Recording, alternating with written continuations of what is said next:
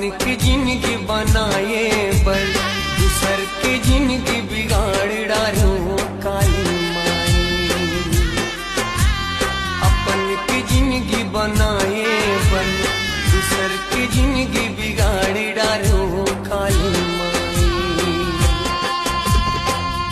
अति कामुला रोग झपागे जम्मो सुख मोर पे रागे। अति कामुला रोग झपागे जम्मो सुख मोर पे रागे। अपनी सहावे पीरामा मैं तुर राजा हीरावो मुलल जाते। अपनी सहावे पीरामा मैं तुर राजा हीरावो